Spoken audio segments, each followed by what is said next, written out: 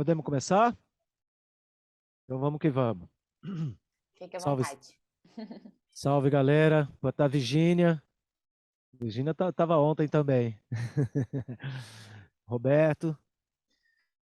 Rapaziada, hoje vamos conversar um pouco sobre prática, né? Sobre o lance da parte mesmo, da técnica mesmo, do instrumento. É, e eu queria, antes de mais nada, eu queria falar um pouco também sobre essa questão de como foi que eu desenvolvi a minha técnica. Eu, eu, eu, eu, eu saí sampleando, cara, pedaços, trechos de coisas que eu gostava de, que eu curtia, né? Então, obviamente, nem tudo eu absorvia. Então, tinha muita coisa que era às vezes complicada para eu fazer, eu não estava nem aí para aquilo. Mas quando eu vi uma coisa que eu tinha alcance de aprender a tocar, eu ia atrás de, de usar aquilo para mim, sabe? E foi desde B.B. King até, sei lá, Van Halen. Eu, eu samplei coisas de vários lugares, cara. O B.B. King, por exemplo, ele tem o lance do bend, né? Da beleza do bend dele fazer o...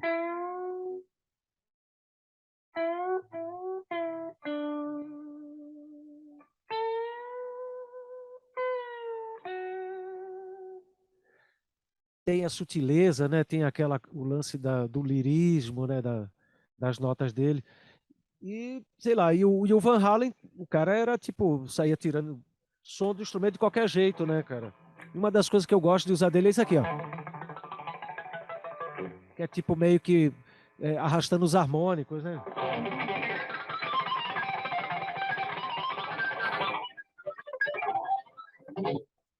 Então, cara, a minha técnica eu criei basicamente sampleando de outros guitarristas, sabe? Eu fui vendo coisas que cada um fazia que eu achava que era foda, que eu acreditava e que aquilo ia incorporar bem para mim. Agora, nunca na questão da cópia, nunca com a intenção de copiar, sempre incorporar ao meu estilo, sabe? E, e eu acho que foi tudo que passou, assim, todas as nuances de outros instrumentistas que eu consegui captar, cara, no momento eu não consigo identificar mais o que é o que, entendeu? Então, ao mesmo tempo que eu digo, ó, o B.B. King eu tive influência dele, o Van Halen eu tive influência dele. Eu mostrei aqui dois aspectos das coisas que eu utilizo de cada um. Porém, se você for ouvir o meu material, as coisas que eu gravei, você não identifica isso. Você não fala, isso aqui é o tal coisa, isso aqui é aquilo outro. Porque eu aqui mostrei descaradamente o que eu captei de cada um. Porém, na nuance da vida ali, no lance tocando ali, vocês não percebem, cara. Então, aquilo tá no DNA, que eu acho que é o mais importante, cara. Que como eu falei ontem bastante, era o lance de ouvir música, né? De você aprender a tocar ouvindo música. Salve, Anderson. Bem-vindo, irmão. Daí, cara, ah, assim, moleque, primeira coisa que eu fiz foi tentar aprender escalas. Nunca estudei nenhuma, mas eu criei minhas próprias escalas. E as minhas escalas são completamente fora da questão teórica ali, porque os caras que. Inclusive, quando eu estou tocando, eu até boto nota errada pra caralho por causa disso, entendeu? Porque foram coisas que eu criei. Eu não tenho aquele raciocínio matemático é, de ficar sempre navegando entre as escalas de um tipo de escala para outro, sabe? Eu procuro estudar mais de forma, tipo assim, geometricamente, né? Eu vou dar um exemplo. Tem um exercício que eu uso muito, cara. Uso muito. Bastante coisa, que é isso aqui, ó.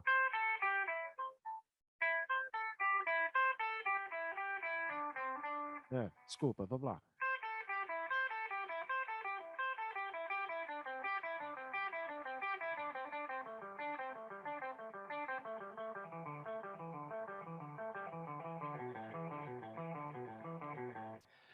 É basicamente uma coisa dentro da escala pentatônica, né? E aí eu procuro usar isso de forma variável, né? Tipo,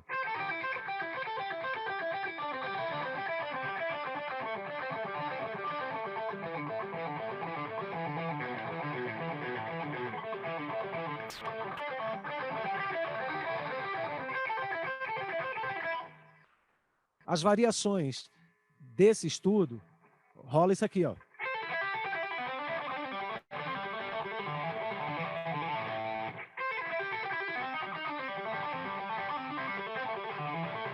Ou seja, é variação dentro desse estudo que eu fiz. Eu comecei a criar uma maneira de estudar para poder aquecer a mão, e em cima desse estudo eu começo a fazer outras variações.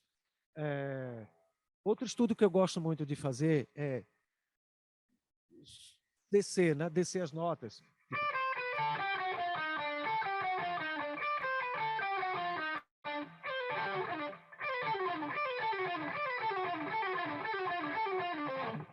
Então, dentro do seu próprio estudo. Eu, eu me lembro de ter comprado uma revista, e nessa revista tinha, assim, muitas escalas, desenhos de escalas, né, para se tocar. Dedo 1, 2, 3, 4, e aí... Então, eu fiquei meses estudando essas escalas. Fiquei meses tentando tocar aquilo, aí tinha um progresso e outros e tal. E aí um dia, depois que eu entrei, que eu fui estudar com um professor, eu mostrei essas escalas para ele, ele olhou para mim e fez assim, ó, essas escalas aí, cara, não são nada, assim, eu não identifico nenhuma delas como sendo parte de alguma que está contida dentro da questão teórica, né? Então eu fiquei, porra, para que eu fiquei estudando essa porra tanto tempo, cara? Assim, eu fiquei lá martelando. De certa forma, aquilo valeu para mim, porque eu aprendi a criar intimidade com o braço da guitarra, né? Que eu acho que é o mais importante. Então, tipo assim, você tá dentro, você tem ali a escala cromática, você tem a escala pentatônica, e dentro do rock and roll é tudo que você precisa.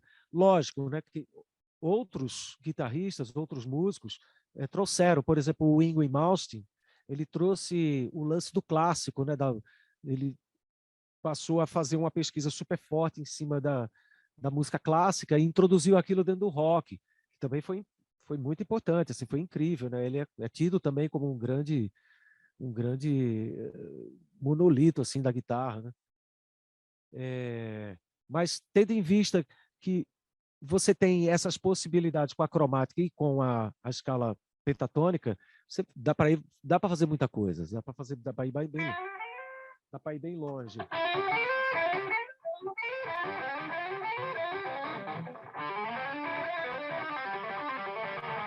Uma mistura da cromática com esse exercício que eu mostrei para vocês é mais ou menos um bagulho assim.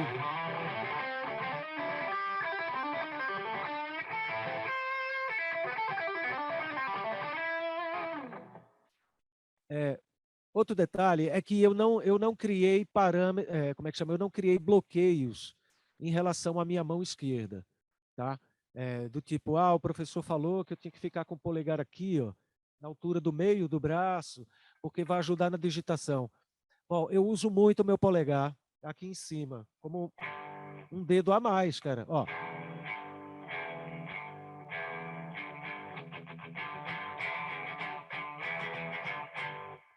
Para mim é uma grande, assim, uma coisa a mais, cara. Não, você tem 5 dedos na mão porque você só vai usar o 4, né?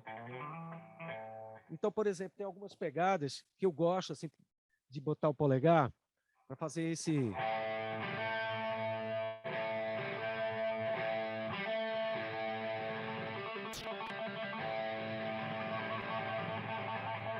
Se você for usar a pestana, você praticamente não consegue usar ele.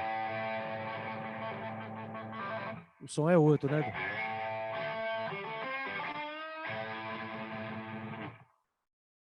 Enfim.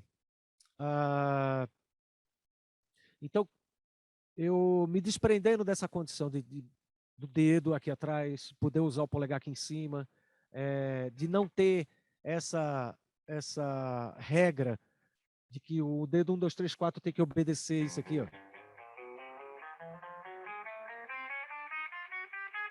Você pode ficar à vontade. Eu, por exemplo, uso assim, ó. Pode botar o dedo para fazer outro no lugar do... Não tem problema. Eles não vão brigar, ninguém vai brigar por isso. Então, tá vendo? Ó, em vez de fazer, eu faço... Me dá mais possibilidades. Porque eu consigo fazer, por exemplo, o bend com mais força, com mais controle com esse dedo do que com o midinho, né? Com o midinho você consegue fazer o bend, mas não é a mesma coisa do... Você tem mais segurança, né? Então, se desprende dessa condição de que o dedo não pode sair dali, que não vai para cá, que não pode ir para lá. Não existe isso dentro da música. O que importa é o resultado final. O que importa é como o som sai. Se o som sai bom, né?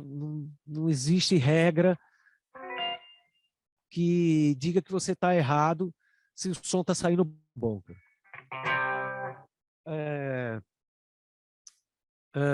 Outro estudo que é muito importante é o estudo da mão direita, tá? A palheta. A palheta, cara, não necessariamente você tem que fazer esse movimento aqui. O lance da palhetada depende de cada um, cara. É de cada pessoa. Tem pessoas que não, porque você só pode usar. Não existe isso. Se você for ver o Zakk Wylde, que é aquele guitarrista que tocou anos e anos com o Ozzy e tem uma banda que chama Black Label Society, o Zakk, ele usa praticamente o antebraço inteiro, cara, para tocar. Ele tá solando, então o braço dele tá... E o cara tem um puta som, cara, e ele é o Zakk Wylde. Então não existe regra para mão direita nem para mão esquerda. O que existe é você se envolver com o seu instrumento e aprender a tocar ele, tá? Então, tem exercícios bons para mão direita de paletada, né, que é...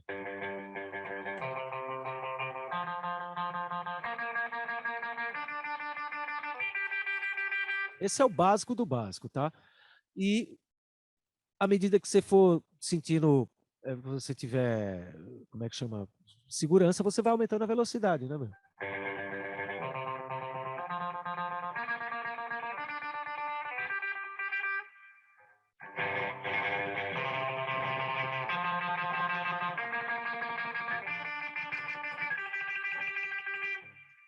Não é isso? Então, o lance, cara, também, eu acho que de você manter a sua organização de estudo para o instrumento da prática, é você tirar um tempo do dia para você em que aquilo ali vai ser prazeroso, né? Que não seja assim, tipo, porra, tem que estudar. Não pode ser desse jeito, tem que ser assim, uau, não vejo a hora de, né, poder estudar. Então, se bota no momento da tua vida ali para estudar, que seja prazeroso, que não te atrapalhe outras coisas, que não seja assim, uma obrigação. Torne aquilo um hobby, né? Fazer com que aquilo seja interessante para você, tá? Então, eu acho que desses exercícios que eu passei, tem um exercício também que é bem legal, cara, que eu costumo fazer, que é tentar usar esse movimento aqui da mão esquerda na mesma casa, assim, ó.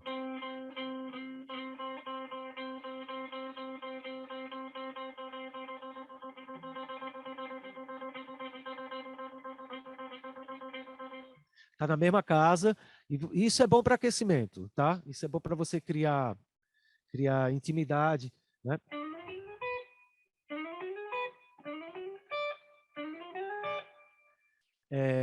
Outro exercício que é legal também é você trabalhar mais tipo, não só melodia, mas também um pouco de harmonia.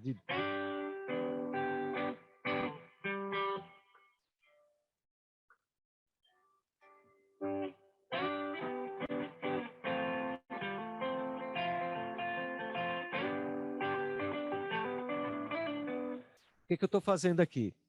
Aqui é um sol, tá? E eu baixo para Fá.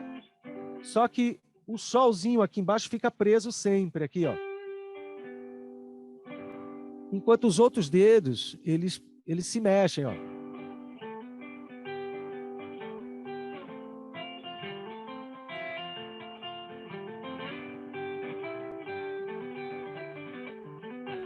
Tá vendo? Esses dois mexem e esse fica sempre parado. Isso é um exercício para criar independência. Isso é muito bom também, porque o dedo tende muito a viciar o movimento, né?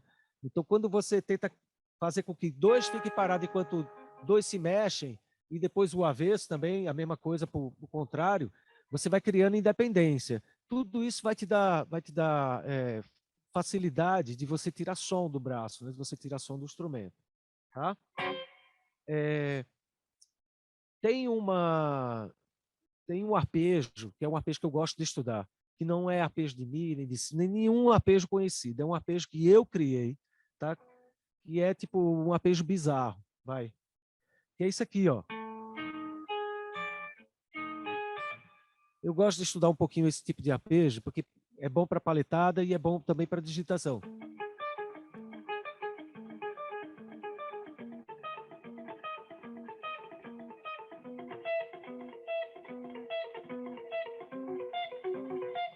Tá?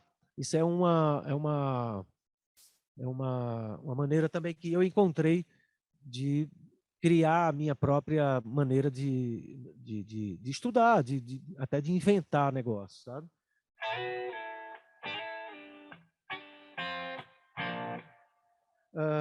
Que mais? Alguém tem alguma pergunta que queira fazer agora? Ou a gente segue um pouco mais?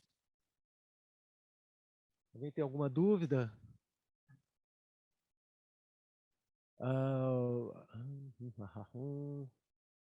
Já querem partir para os riffs? Ó, vamos fazer o seguinte. Vamos começar a tirar dúvida, então. Vamos fazer o lance da curiosidade, que eu acho que é o que vocês estão mais afim, né? Você está falando aí da Cordão de Ouro, cara. A Cordão de Ouro foi uma música que a gente fez, cara, pro filme, né, agora eu me lembro, porque assim, eu não estava envolvido no filme, eu estava envolvido, assim, sou amigo das pessoas que estavam fazendo a trilha, né? Então a nação foi convidada para fazer uma música para o Cordão de Ouro, e eu entrei no estúdio e fiz aquele riff lá na hora, e se eu não me engano é alguma coisa assim, ó.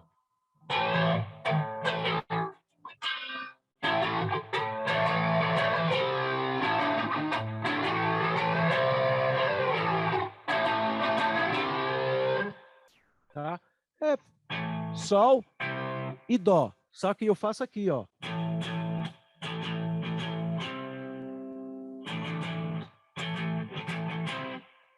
Tá? Cordão de Ouro foi uma. Besouro, exato, era o nome do filme. E a gente chegou a tocar ela em alguns momentos bem raros, assim, em show, mas não foi uma música que fez parte do nosso repertório, assim, da história, né? Foi uma música meio incidental.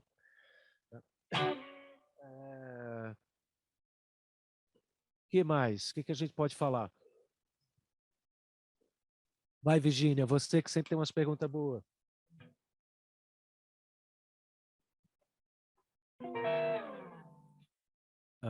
Deixa eu ver o que mais que a gente pode conversar. Ontem eu mostrei para vocês, eu até mostrei aqui, tipo, da diferença que de um riff, por exemplo, do riff da Praieira, que é um riff super simples, para o riff do Meu Maracatu Pesa uma Tonelada, né? Que existia um parâmetro gigante entre um e outro, de velocidade, de tudo, né? Vamos lá. A Virgínia não sabe nada de riff. Ela sabe tudo. Que mais, cara? Então, como ontem eu mostrei, tipo, sim, existe uma curiosidade na segunda parte do riff da Praieira. O primeiro riff é esse aqui.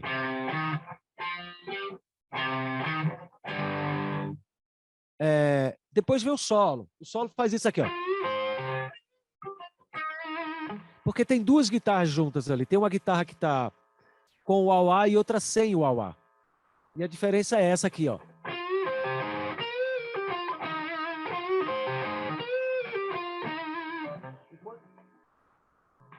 Enquanto aqui tá com o wah-wah, ela faz esse movimento aqui, ó.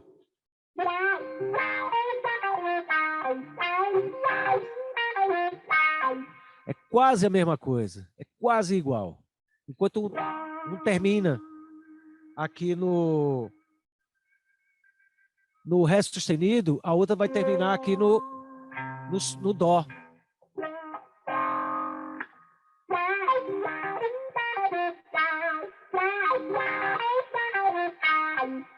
É um detalhe muito pequeno. E isso confundiu muita gente, assim, porque as pessoas que iam tentar pegar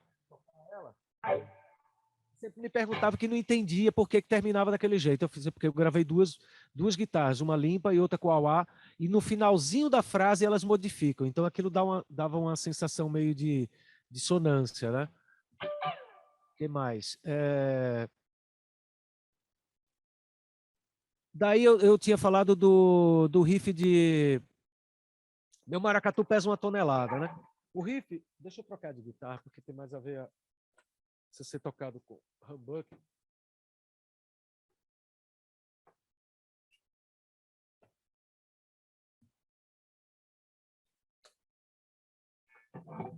E o riff ele vai por aqui, ó. Ele começa assim, ó.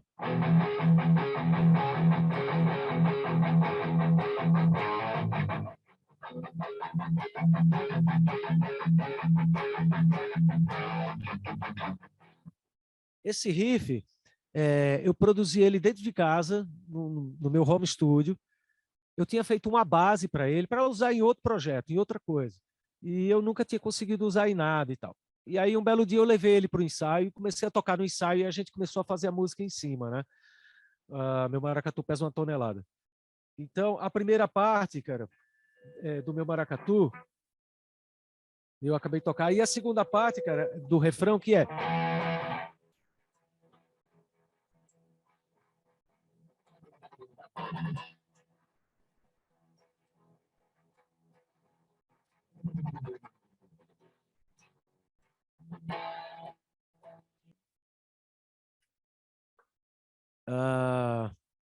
eu lembro, cara, que quando eu estava gravando essa música, inclusive eu usei essa guitarra aqui, ó, na gravação. Eu trouxe ela até para quando a gente vai conversar sobre instrumentos também.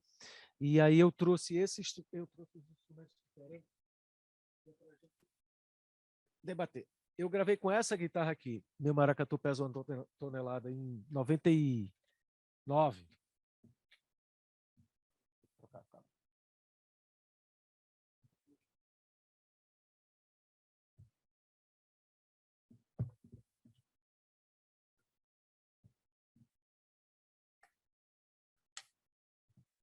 Deixa eu ver como é que tá a afinação aqui, tá bem podre.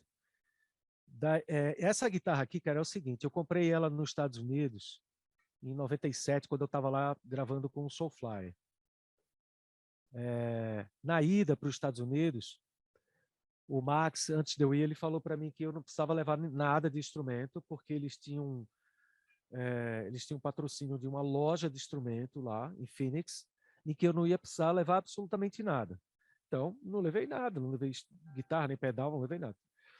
Só que eu tive problema com isso, porque quando eu cheguei lá, a maioria dos instrumentos eram aqueles instrumentos de shred, né? Aquelas guitarras Ibanez, enfim, BC Rake, que é a guitarra que a marca que o Max usa muito.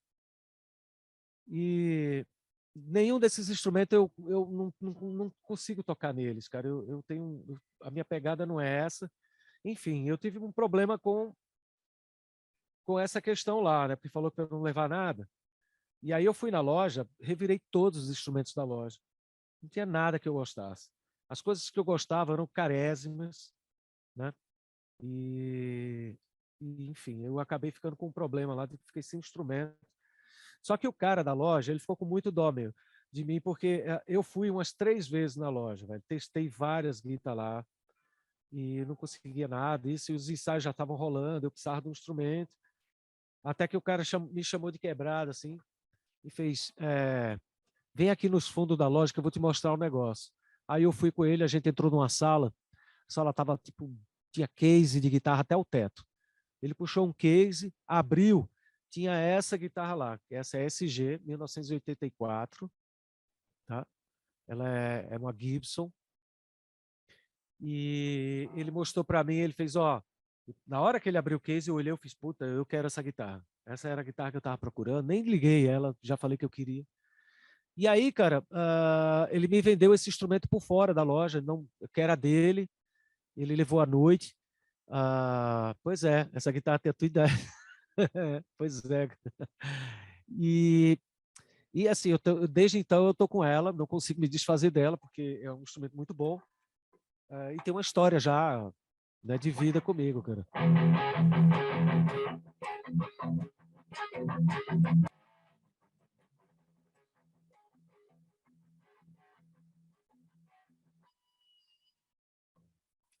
Eu gravei no Rádio Samba, é, eu gravei Jornal da Morte com essa guitarra, eu gravei Quando a Maré Encher com essa guitarra, eu gravei Lo-Fi Dream com essa guitarra. Daquele disco lá eu gravei quase tudo com essa guitarra, tá? Usei pouquíssimas outras guitarras para esse disco. Mas eu já estou até na frente, né? Eu já estou no Rádio Samba, porque eu estava falando dos grupos pesados. Mas, ó, eu quero mostrar para vocês que 90 em 93, que foi quando a gente assinou o contrato com a Sony, a nossa primeira gravadora, todo mundo recebeu um adiantamento na época para comprar equipamento, tá?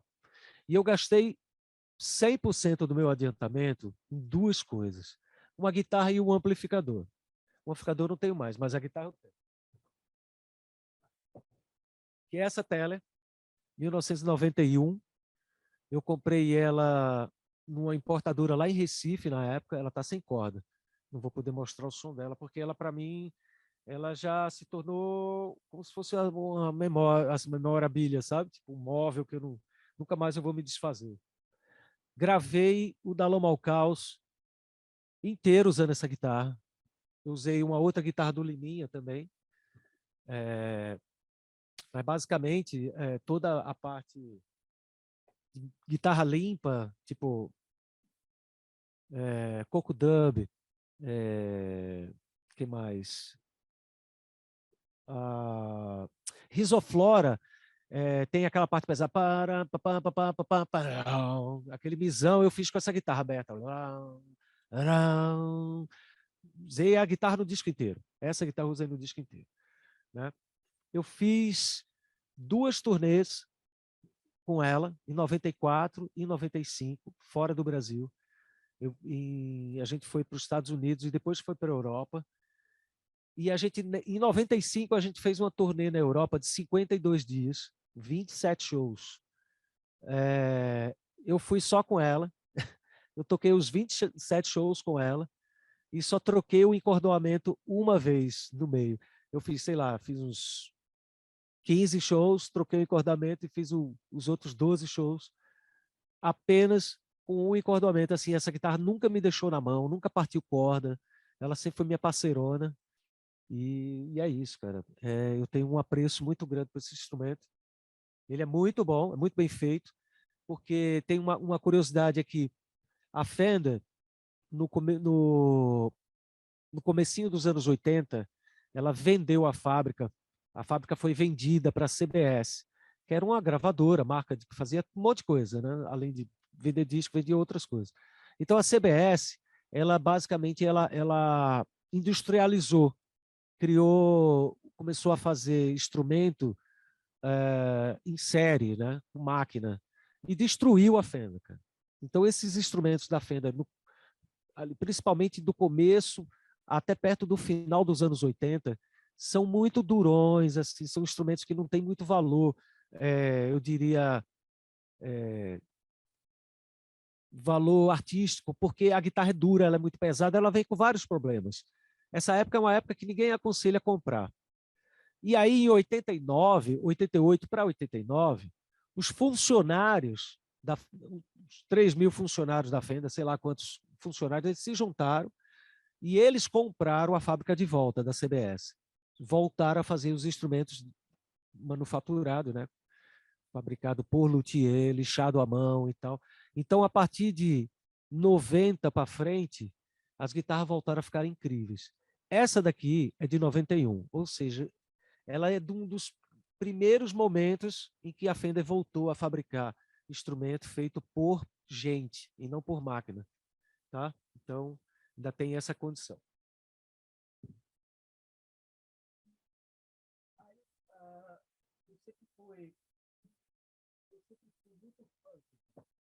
sempre fui muito fã do Jimi Hendrix, enfim, do Jeff Beck, aqueles caras já todos lá. Aqui aqui não, nos Estados Unidos tinha vários outros guitarristas que eu pirava, todos tocavam com extrato, né? Então não, eu fiquei com essa condição, puta, eu preciso ter um extrato um dia na minha vida, preciso ter. Aí, em 96, no ano seguinte, depois dessa turnê, a gente voltou de novo para os Estados Unidos, e aí lá existia uma loja que chamava Sam Ash. Essa loja não existe mais, ela fechou. Já fechou faz uns 10 anos. E a Sam Ash era uma loja muito foda, assim, dentro de Nova York, porque a entrada da loja tinha várias fotos assim dos caras que tinham comprado instrumento lá. Então estavam todos os caras lá. Os Beatles, Jimi Hendrix, toda aquela geração dos anos 60 ali. Tinha foto com o dono da loja, né? Estavam lá com o pessoal, enfim, as fotos autografadas. Então era uma loja especial, era uma meca digamos assim, do rock and roll, né? Então eu entrei nessa loja com, sei lá, $700 no bolso e comprei uma guitarra de $650, que foi essa aqui. Essa Fender Strato, que é de 91 também. Eu comprei ela para fazer par com essa tele. Elas são quase da mesma cor, são do mesmo ano e elas são bem parecidas, assim, porque os braços são de ash, né? O corpo, não sei do que é, mas deve ser cedro, porque tem que ver da época lá o que a Fender usava. Então, essa aqui foi a minha segunda guitarra que eu comprei. Não foi assim a segunda guitarra, porque eu tinha outras guitarras antes dessas duas. Mas eu considero como os dois melhores instrumentos que eu tenho dessa época. Eu comprei essa Strato aqui. Então, com essa Strato, gravei basicamente quase tudo também do Afro Superdelia, do nosso segundo disco, né? Deixa eu só dar uma breve afinada aqui. E não só isso, como eu fiz shows pelo mundo todo com esse instrumento. Ele viajou muito do meu lado. Eu tive usei com uma frequência muito grande. Em alguns momentos eu mudei a configuração dela, eu troquei esse escudo aqui e botei 2 humbuckers, usei anos esses humbuckers, mas eu mantive toda a configuração, a configuração original dela. Tá aqui essa guitarra toda originalzinha.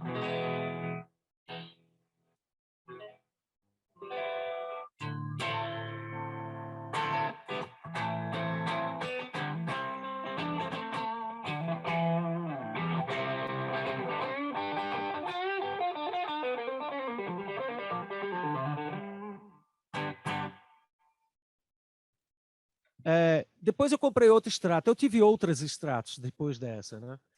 Mas eu creio que nenhuma assim, não estou falando do lance da qualidade do som. Todas tinham sons incríveis, todas eram muito boas.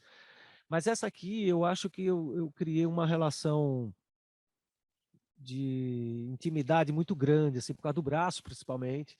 Eu fiz muito show com ela, então toquei muito com ela. Então as outras eu gostava, tirava o mesmo som também, mas essa eu tenho, sei lá, uma afinidade. Não sei se vocês dá para ver, mas vou tentar mostrar para vocês aí, porque um período ali bem, período que eu tive mais revoltado, assim, um período de rebeldia, eu consegui. Eita, peraí. Período de rebeldia. Uma vez eu joguei essa guitarra pro Hold, segurei, ele segurou meio de qualquer jeito, a guitarra caiu de braço, assim, de ponta, assim, ó. Pá! E ela rachou o braço aqui. Deixa eu ver se vocês conseguem ver. Essa rachadura.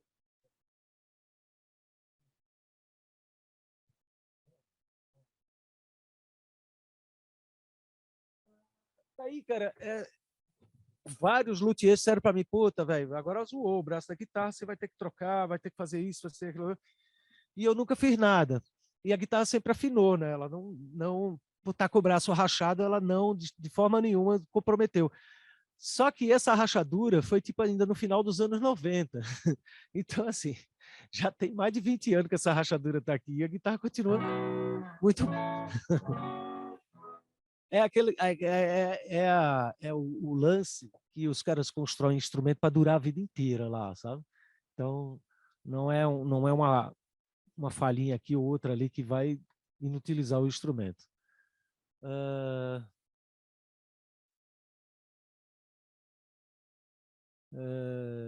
Leva algum aprendizado contigo.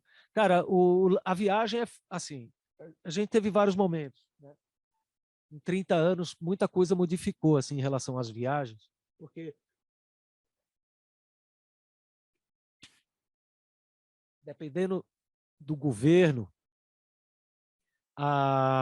essa relação com as companhias aéreas muda muito, sabe? Então, assim, a gente começou a fazer turnê em 94, então esse governo, na época, que era o governo do Fernando Henrique, né? Existia uma regra de despacho de bagagem, que você podia levar até 23 quilos, etc. Tinha uma condição ali até legal de se viajar. Então, a maioria das bandas despachava equipamento, né? Ele pegava, chegava no aeroporto, despachava, só que era assim, aquela coisa, né? Quebrava muito. E as companhias aéreas, elas não queriam se responsabilizar por aquilo, porque era carésimo. Eu quero despachar uma guitarra dessa, não tem preço. Se o cara quebra a minha guitarra, eu vou dizer para ele, velho, se você me der, sei lá, 200 mil reais, eu não vou ter essa guitarra de volta. Eu posso comprar qualquer outra, menos essa aqui. E aí essa parada foi ficando meio, como é que chama? Foi ficando meio que um embate entre o mercado da música, o mercado cultural, que precisava das companhias aéreas para sobreviver, e as companhias aéreas também, que prestavam serviço para esse setor, começaram a ter também problema, porque assim, toda a questão da companhia aérea é que ela não quer se responsabilizar se quebrar suas coisas na cara. Se eu viro para você e faço assim, ó, me dá que eu levo teu negócio comigo aqui, sabe? Mas se quebrar, o problema é teu, velho. Como assim, cara? Se você não vai pegar, então você se responsabiliza. Então esse embate a vida toda rolou, né? Daí eu lembro depois mais para frente, ali no período já do governo Lula, final do governo Lula, ele conseguiu abrir para que as companhias passassem a transportar via carga e por um valor muito barato. Isso, cara, isso foi um salto enorme para o showbiz brasileiro, porque você ia despachar todo o seu equipamento, tá? Ele ia separado num avião só de carga, entendeu? Por um valor bem menor. Você não precisava mais botar naquela ali, despachando guitarra, despachando amplificador, cabeçote na esteirinha ali dentro, no balcão onde você faz o check-in. Ia um carro por trás. Então, isso deu uma profissionalizada, cara, num ambiente muito bom, sabe? Então, assim, por exemplo, o equipamento passou a ser despachado um dia antes para o lugar do show, entendeu? Então, facilitou muito a vida de todo mundo, né? Aí as companhias aéreas começaram a querer. Aí elas entraram com uma parada que, depois disso, não se podia mais despachar equipamento no check-in. Eles obrigaram todo mundo a mandar tudo só por carga. Que aí começou outro problema. Né? Porque, por exemplo, eu vou fazer sei lá, vou fazer um show no Rio de Janeiro e vou levar minha guitarra e vou levar meu amp. Aí o cara disse, mas só vou levar isso. Aí o cara disse, não, você vai ter que mandar por carga. Eu faço, velho, eu só vou levar esses 2 volumes. Aí, não, mas tem que ser por carga, que agora é regra. Então, assim, as companhias aéreas, elas estão sempre dando um jeitinho, cara, de pôr como é agora, né? Agora, no governo Bolsonaro, você perdeu aquela bagagem grátis de 23 quilos que a gente tinha, né? A vida inteira tinha, não tem mais, agora você precisa pagar. Você paga por tudo. Você paga pelo oxigênio que você respira, né? Se você falar, cada palavra custa R$ 1. Então, assim, hoje em dia está uma exploração absurda, principalmente a companhia Gol, que é a que mais explora, que é a que mais tem afinidade com esse governo, que é a que mais criou regras e, enfim, a situação ficou muito ruim, né, para despachar equipamento, né? Hoje em dia, basicamente, não dá mais para você, se, por exemplo, você tem que pagar uma bagagem de R$ 150 cada coisa que você despacha, você vai gastar R$ 10 mil só para despachar teu equipamento. para fazer teu show em Fortaleza, sabe? Então, muitos artistas hoje, fora os grandes que viajam de caminhão, mas muitos artistas hoje estão preferindo, cara, alugar equipamento no lugar, o que se tornou uma coisa bem prática, que passou a alimentar um outro nicho do mercado, né, que são as empresas que alugam equipamento, né? Então, por exemplo, eu fui para Recife, eu levei só uma guitarra, levei comigo aqui, ó. O resto tudo eu aluguei lá, né? O amplificador, consegui pegar todo tipo de bateria, tudo estava lá. Então, hoje em dia, ninguém está mais também transportando, porque é até mais barato você alugar no lugar, sabe? Infelizmente. Vamos ver se agora, em outubro, a gente consegue voltar a ter paz de espírito, a questão geral, né? Do geral, principalmente para a cultura. Você falou, ali tem uma pergunta sobre os encordoamentos. Cara, peraí, deixa só um minuto aqui.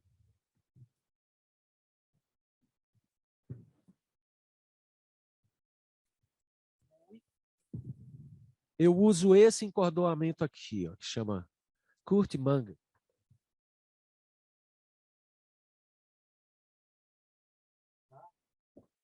010. Eu tive já algumas fases de calibre de corda diferente, né? Teve uma época... Não, eu comecei com 010. Usei 010 anos, anos e anos e tal. E aí, depois, em 2000 e pouco, eu subi para 011. E fiquei um tempão em 011. Depois eu subi um pouco mais para 012, tá? E cada vez que eu subia, aumentava o calibre das cordas, eu sentia que o som ficava mais robusto, cara. E eu gostava mais e mais.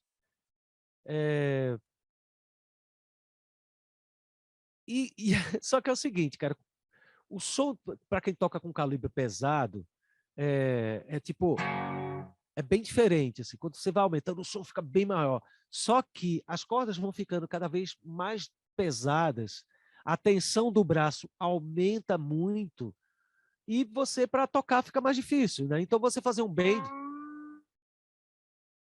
com 013, por exemplo, desse, cara, você tem que estar com um dedo, velho, parece uma pedra para poder aguentar, porque machuca. Por mais que você treine, que você estude, você fizer 2 shows seguidos, cara, com 013, a sua mão fica completamente destruída. E eu comecei a sentir dificuldade quando eu tinha mais de 2 shows para fazer no final de semana, né? Quando eu tinha 3 shows, o terceiro dia, para mim, era, assim, um sofrimento, cara, porque minha mão doía muito, ela já estava doendo do segundo dia, e no terceiro dia eu já não aguentava mais tocar. Então, aí, e eu percebi que era por causa da tensão da corda, que era muito alta, sabe?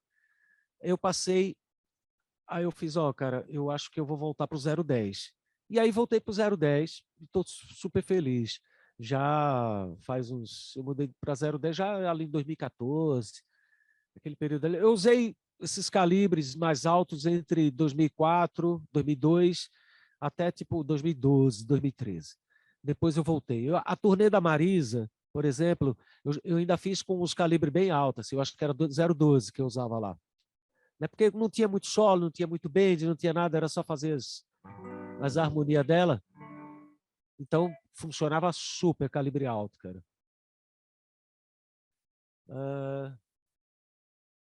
Pois é, o Steve Ray Vaughan, cara, ele tinha um bagulho que ele usava pesada, né? Ele usava 12, 13, eu não lembro qual era. Só que ele afinava mais para baixo, né? Ele afinava em ré. Então a corda fica mais frouxinha, né? Eu nunca consegui mudar, cara, por exemplo, a afinação do instrumento, porque tinha uma coisa padronizada ali, por causa do baixo, principalmente, né? O Dengue, ele já usava frequência grave demais, com uma afinação padrão. Se a gente baixava a afinação, a nota desaparecia, né? Era tão grave que sumia. Não funcionava para ele. Por exemplo, porque ele tem muita influência do reggae, assim, o estilo dele é meio reggae, ele toca junto no braço, né? Que o som sai mais gordo ainda, o som fica muito grave. Então não dava para a gente brincar com a questão de ficar baixando a afinação. A gente nunca fez isso. Eu tinha que me virar do jeito que eu podia. Então, às vezes, para gravar, eu baixava, botava um capotraste, Dava muita coisa. Porém, o timbre ficava um pouco diferente, assim, era gostoso. Mas ao vivo não adiantava. Então, eu funcionava de forma normal com afinação padrão. O, o Steve Ray Vaughan, ele baixava, né? O que tornava a corda um pouco mais mole, aí fica mais fácil para ele tocar também, né? Era uma técnica isso aí foi uma sacada foda dele, né? E o Steve Ray, cara, é foda, né, bicho? Porque ele foi um dos poucos artistas. Ele gravou o primeiro disco dele, que é aquele Double Trouble, né? Que ele, em um dia, ele gravou o disco inteiro com a banda. No dia seguinte, ele voltou, gravou todos os vocais, numa tarde, né? O disco gastou 2 dias para ser gravado. E de saída, o negócio vendeu, sei lá, 10 milhões de cópias no mundo, né? Então, assim, o Steve Ray foi uma aposta, né? Tipo assim, vamos apostar nesse garotão aqui que toca bem guitarra aí, blues, elétrico. E ele se tornou, né? O Steve Ray se tornou o maior expoente, cara, da, né, do blues elétrico, assim, a gente pode falar blues elétrico, né? Que o Jimmy era um cara que flertava com blues, mas ao mesmo tempo ele era tudo, né? Ele era rock and roll, ele era psicodelia. O Steve Ray não. O Steve Ray, a base dele era o blues e ele seguiu ali, né? Sempre naquela pegada e ele se tornou um deus, né, cara? Um monstro. E quem faz essa diferencinha para mim é o OCD. Eu boto ele com drive quase nada, que é só para ele dar uma esquentada no instrumento, sabe?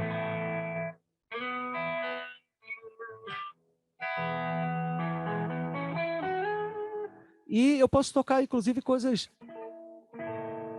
leves.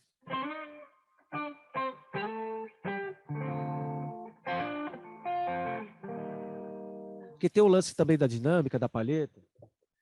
Dependendo da força que eu ponho, o som distorce ou ele fica limpo, entendeu? Se você toca devagar, ó, ele fica limpo. Se você toca com mais força, ele distorce.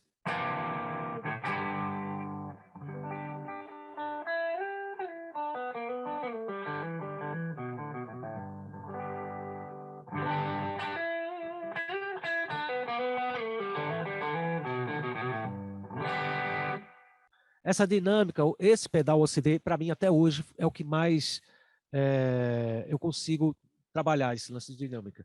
E aí eu uso depois dele, logo na sequência, um OCD com um drive mais cheio, assim, ó.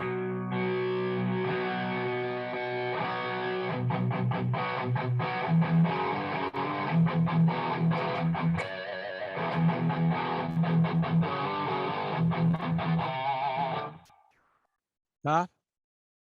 Essa configuração de distorção. Na minha pedaleira, depois desses 2 OCDs, eu uso uma terceira distorção, que é uma distorção bem clássica, que se chama Tube Screamer, que é um pedal que é dos anos 60. Ó, som limpo. Som com Tube Screamer. Ele é mais um médiozão, sabe? Ele capa um pouco assim do grave, capa um pouquinho do agudo e deixa uma camadinha mais médio. Mas que é um pedal incrível para manter a guitarra tipo fugindo das frequências grave e aguda, ela pinta mais, né?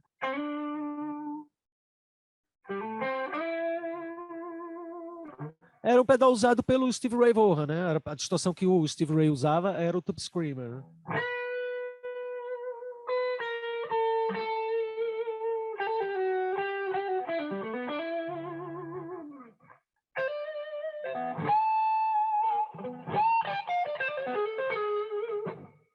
Bom, depois desses pedais, essas 3 distorções, os moduladores, né? O modulador mais famoso que eu uso, que todo mundo conhece, é o wah-wah. Que eu conheci o wah-wah em 92 ou 93, que foi o Fabinho Trumer, né? O Fábio Trumer da banda Ed. Ele foi o primeiro cara a ter um wah-wah lá em Recife. O pai era médico, aí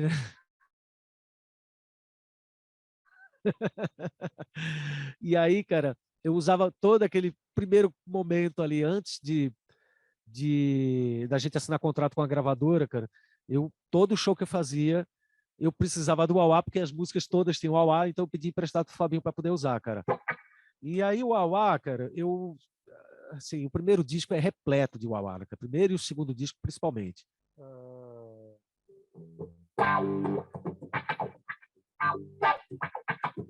Porque no rei tem pato comendo, porque no rei tem pato comendo lama. Não tem nada, né, cara? É só uma levada no Fá, aliás, no Sol menor.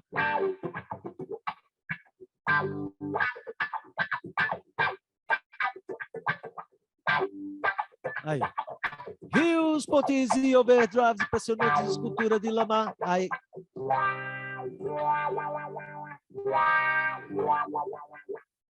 Maracatu atômico, né? Que é.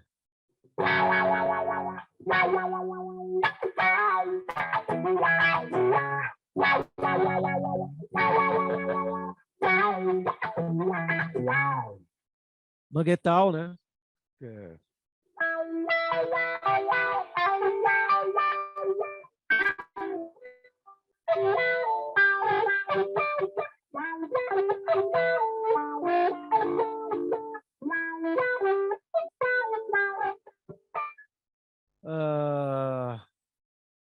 Que mais, galera? Corpo de Lama, né?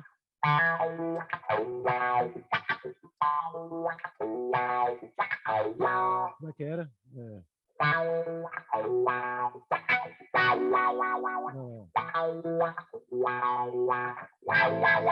Eu esqueci como é que é.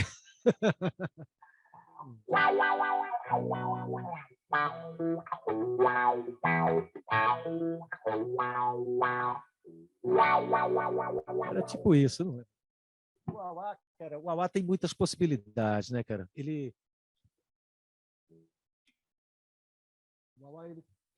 wah-wah, ele funciona. Ele cria um shape, né?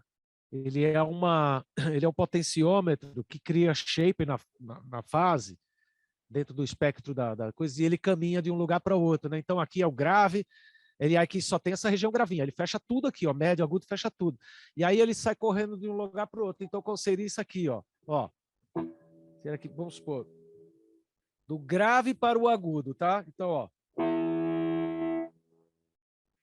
É isso que ele faz, ele shapeia, ele corta tudo que está aqui, de lá para cá. Então fica só essa região que ele anda, que faz isso, ó.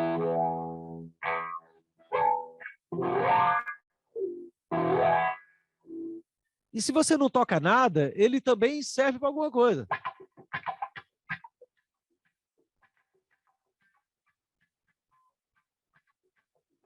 Eu já usei esse check, cara, em muitas coisas, cara, sabe? Tipo, na vida inteira, assim. A coisa é o pedal do roubo, é o wah-wah, porque se você não sabe tocar harmonia, você chega ali, ó. Você já tá arrasando, entendeu? É foda. O que mais? O Roberto falou que faz isso com o Tube Screamer. Faz o quê? Eu não entendi. Bom. Seguindo em frente aqui nos moduladores, eu uso o Vortex da TC Electronics, que é um pedal de flanger, né? Que eu amo flanger, cara.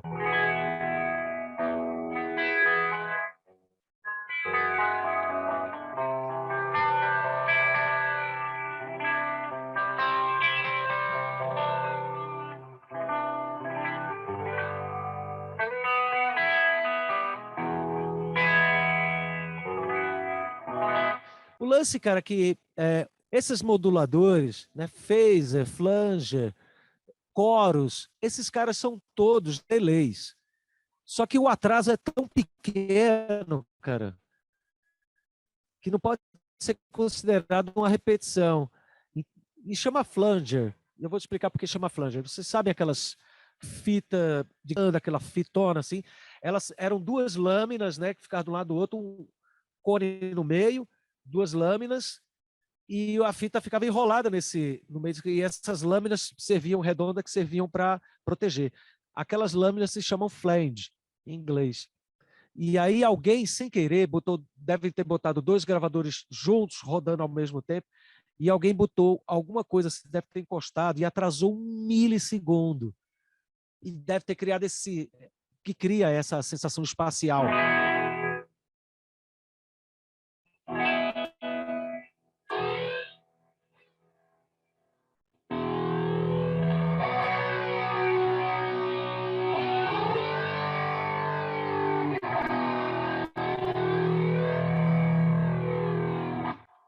Eu gosto muito do flanger, cara. Gosto de phaser também. Agora, chorus eu nunca usei. Eu tive um pedal de chorus que eu comprei quando eu tinha, sei lá, 17 anos. Não gostei. E de lá para cá nunca mais usei chorus, tá? Mas eu não tenho nada contra. Quer dizer, eu tenho alguma coisa contra, mas eu não tenho nada contra quem usa. Quilombo Groove tem o efeito que rola no fim do solo da guitarra, que parece um au-au oitavado. Isso é muito foda como você fez aqui. Cara, eu não vou conseguir me lembrar. Eu sei o que é. Aquilo ali foi, assim, foi flanger. Exatamente, foi esse pedal. Lá no final, cara, né? Faz um. Faz um.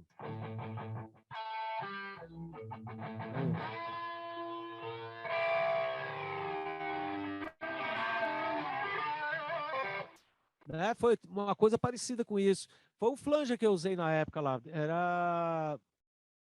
Qual que era? Eu não vou conseguir me lembrar, cara, porque são mais de 20 anos atrás. Tá? Mas com certeza foi um flanger que eu usei ali no finalzinho do Quilombo Groove. Que mais? Vamos em frente. Outro pedal que eu amo, cara, é o Univibe, que é esse pedal aqui, ó. Original.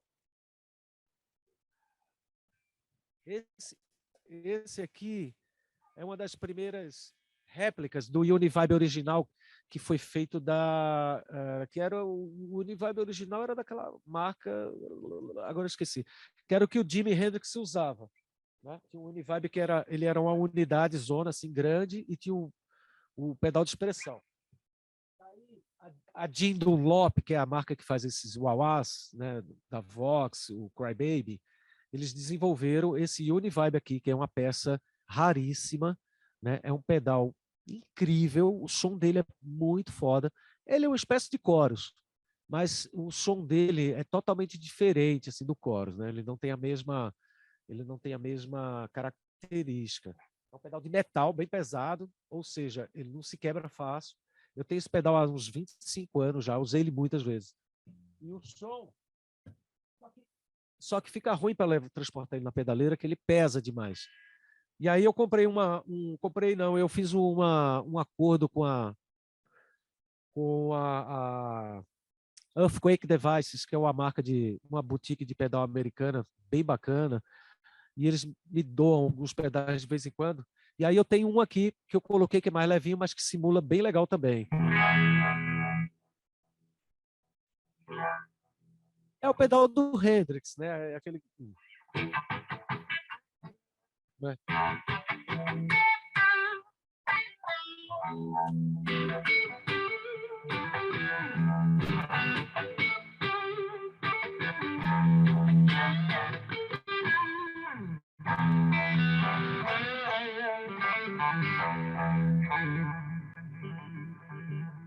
Eu amo o Union Vibe.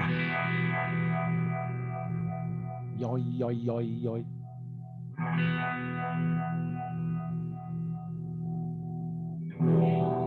Esse que eu tenho, da Earthquake, ele é muito bom. É um pedal que se chama The Deaths.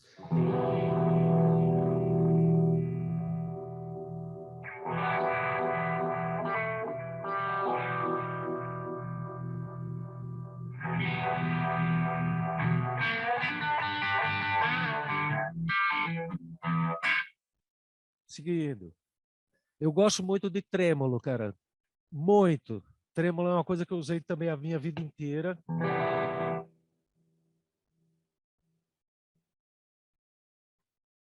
Aí eu tenho um trêmolo, cara, que é do Danamp. O Danamp é o Daniel Toledo, que é um luthier de amplificador aqui de São Paulo, que é meu amigo há mais de 25 anos.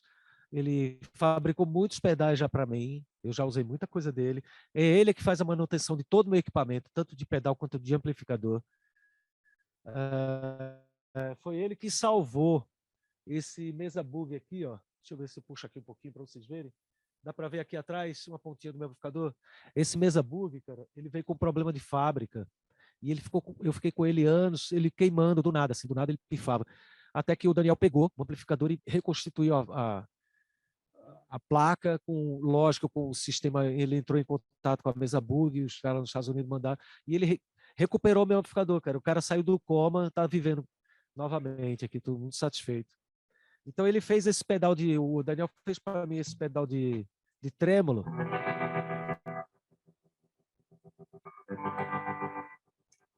Que é muito foda, eu gosto demais. Eu até, tipo, nem uso os gringos. Esse pedal, esse trêmulo da Danamp, para mim, tipo, é um dos melhores trêmulos do mundo. E teve uma unidade, que foi um dos primeiros que ele fez, que era um protótipo, não tinha nem marca, não tinha nada ainda, não tinha nome escrito, que eu usei num show, cara, sei lá, começo de 2000 ali, 2000 e pouquinho, e que o Scott Hard, o produtor do nosso quarto disco, ele conhecia aqueles jazzistas lá de Nova York, que era o Medeski, né? Aquela banda Martin Medeski Wood, era o John Medeski, um organista, um cara foda do jazz lá de Nova York. E aí o Medeski, quando ele viu esse pedal, cara, o cara quis, porque quis, aí eu dei o pedal para ele. O cara levou o pedal, quero ir embora, meu pedal, meu protótipo. E aí o Daniel fez outro para mim, que é esse que eu tô com ele até hoje. Ele tem dois tipos na real, ele tem quatro tipos de vibrato, né? Esse que é o chop. Tem esse outro tipo que é diferente. Vê se você consegue entender a diferença.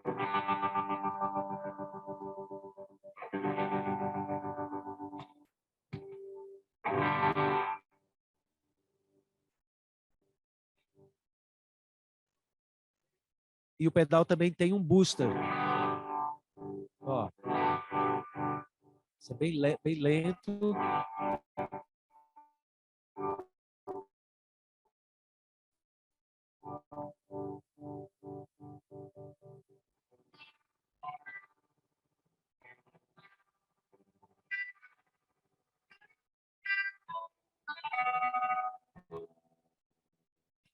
Bem bonito, né? Bem legal esse pedal, cara.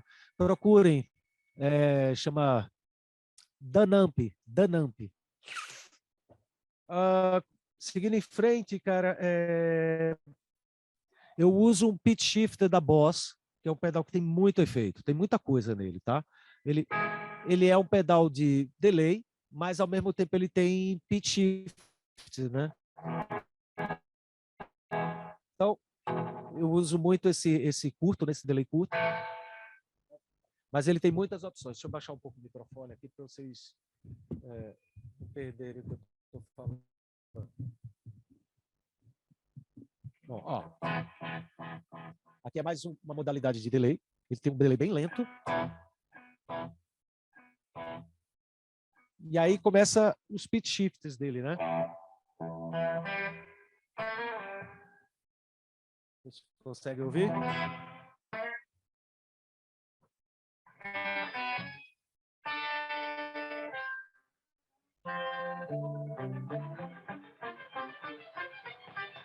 Muita loucura, né? E ele vai embora.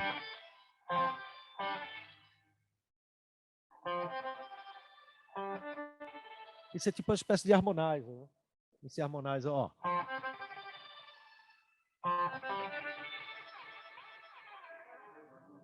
Isso é legal, porque ele tem tanto a escala para cima quanto a escala para baixo. Aqui a escala tá para baixo, mas sobe. Louco, né? Descendo a escala.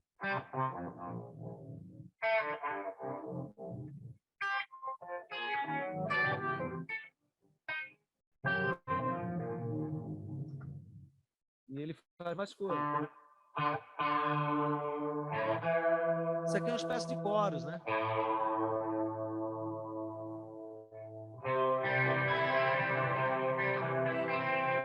É um chorus. E... oitavador para baixo, né?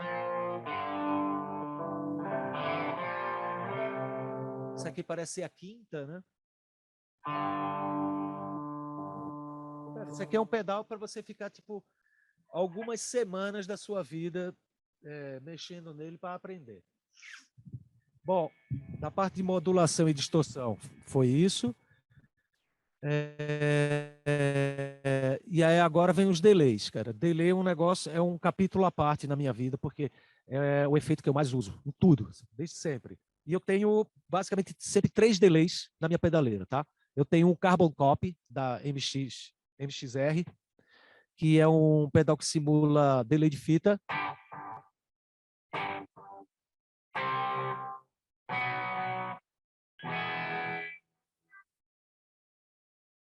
Aquele recurso do delay de fita.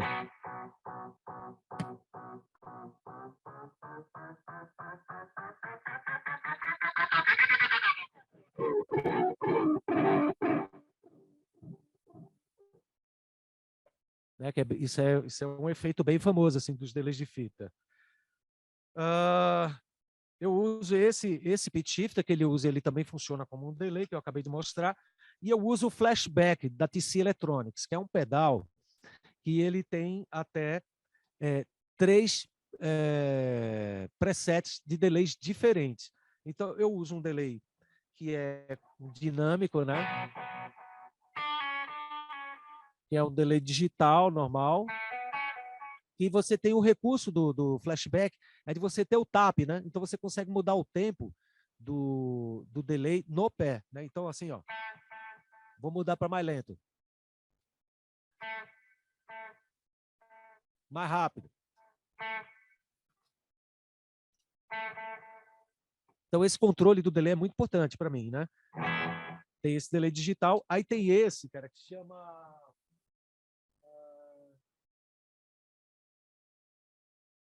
Space. É uma... Na real, tipo assim, são 2 delays, né? Ele tem...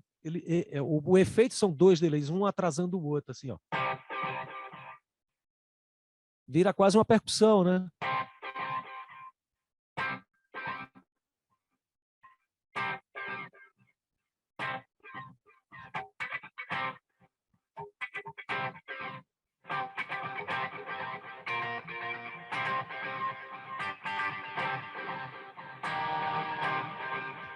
O reverb, cara, eu não usava, né? O reverb foi um pedal que eu só incorporei depois de quase 20 anos de carreira, mais de 15 anos de carreira, né? Que era isso aqui. Era essa simples condição aqui, ó. Esse é o som da guitarra sem o reverb, tá? Com o reverb.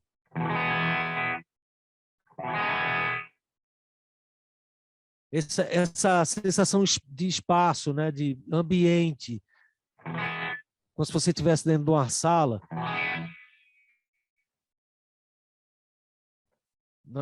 Assim, eu botei a abertura do eu no talo.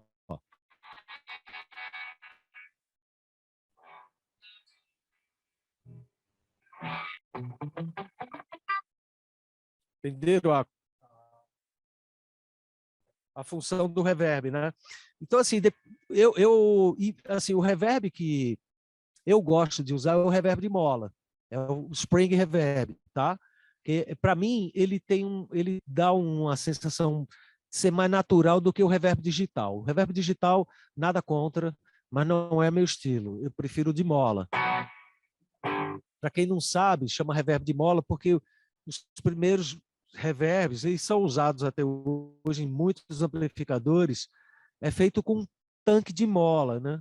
O cara cria um tanque ali quadrado, de um lado ele bota uma bobinazinha, do outro lado outra bobina. Ele atravessa essas molas, né? O som vem de um lado e capta do outro. Então, quando passa, as molas vibram e dão essa sensação de sala, né? Mas é uma coisa que já foi criada há muito tempo. Eu amo o reverb de mola. Eu tenho um tanque de mola incrível que eu comprei já há muitos anos também, que eu uso só para gravação. E é isso, cara. O que mais? Foi o reverb, tá? Agora, eu vou mostrar para vocês um efeito, que é um efeito que eu também usei muitas vezes, em muitos lugares, e inclusive tem uma música no nosso primeiro disco que ela foi usada de modo bem assim escancarado, né? Quando eu usei esse efeito. Esse aparelho aqui que se chama Eagle.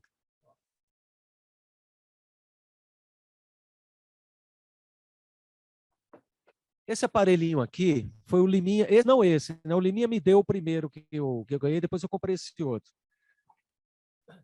Esse aparelho aqui, ele é um ímã, tá? Ele funciona com a bateria de 9 volts e quando você liga ele, ele vai criar um campo magnético que vai fazer a corda ficar vibrando eternamente. É isso aqui ó, que ele faz.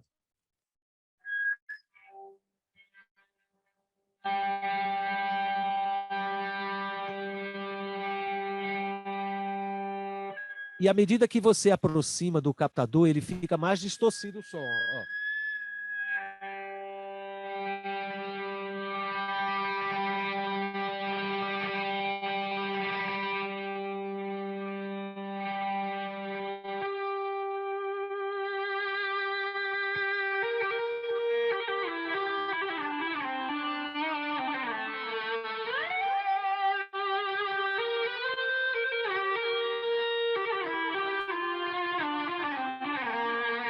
A gente gravou Salustiano Song. Foi tipo assim, os caras estavam dentro da sala do aquário lá com os tambores, a percussão toda funcionando, tudo ligado. Eu estava dentro da sala com a guitarra, comecei a fazer isso. E aí a gente fez essa música na hora, né? Salustiano Song, né? Que entrou no primeiro disco. Além de Salustiano Song, eu gravei também o solo do Maracatu Tiro Certeiro. Eu gravei com o Weeble, tá? Lá no meio, no meio da música, você percebe que tem um...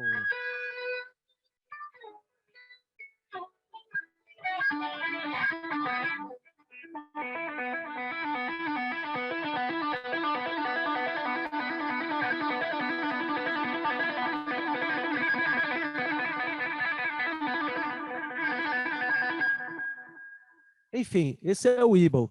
É um instrumento, assim, um equipamento super barato, super, sei lá, custando uns R$ 200, R$ 300 no máximo, assim, mais barato que um pedal.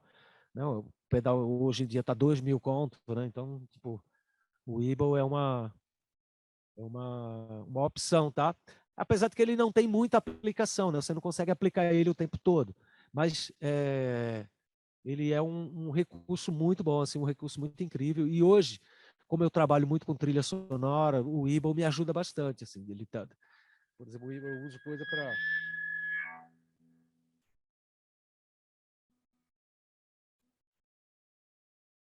Só isso já faz uma cena, já fala por uma cena, né? Imagina uma imagem, uma câmera trafegando assim por cima da cidade. É muito cinemático, né? É muito cinemático. Esse aparelho ele dá cria muitas possibilidades. Perguntas? Quem quer fazer pergunta? Eu dei uma parada geral aqui dos instrumentos, dos pedais, das técnicas, dos meus estudos, escalas, riffs. O que mais a gente pode falar? Você teve um Weeble de vez que eu cobro, o último estava 500. Cara, eu tô bem por fora, tá ligado? Eu falei aqui 200, 300, mas eu creio que os valores não são bem esses, né? Ainda mais com dólar nas alturas, cara, realmente está bem complicado. Mas eu acho que esse Ibo aqui, inclusive, já nem vende mais. Eles têm uma nova versão, que é um que dá oitava para cima, né? Tem um que ele dá a nota e ele dá outra que dá o feedback, né? Da oitava para cima, assim, dá uma oitava acima. É bem bacana, cara, é bem bonito ele. Mas é isso, deve estar bem caro, né? Por causa do preço do dólar. Que mais? Perguntas. Pergunta você, Roberto. O que é mais interessante da gente pensar aqui, de explorar? Tem esse pedal aqui, ó.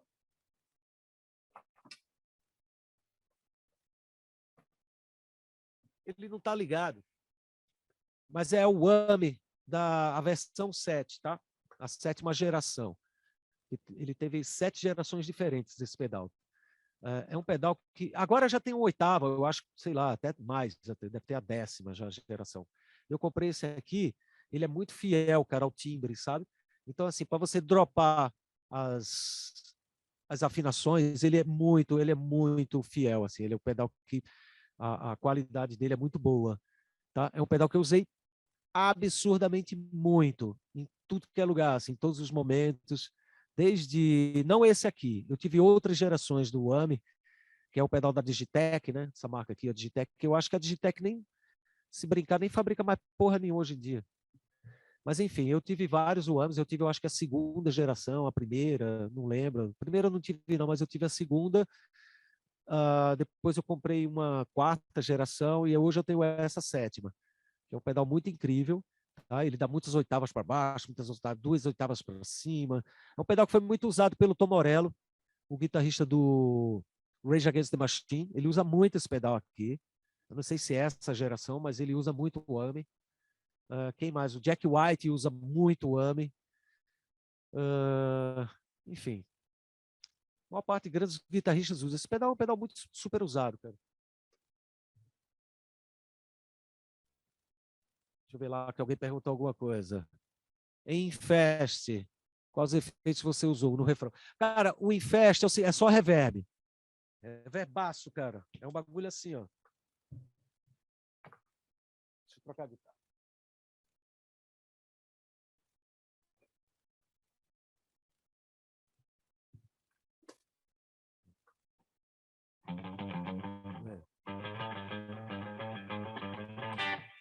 Coisa mais ou menos assim, cara.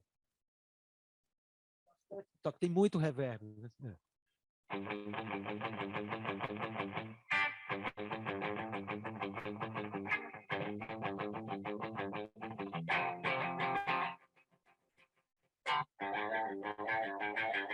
Eu acho que é isso, man.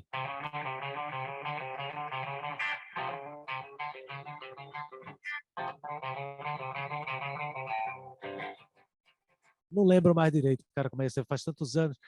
Infest é do Infest é do Fome de Tudo, né? Não, Infest é de antes ainda, cara. Agora não vou, nem me lembro direito qual foi o disco que a gente tocou essa música, mas eu lembro da música. E o lance, cara, que nesse período, quando a gente gravou esse disco, qual que foi mesmo, cara? Foi o...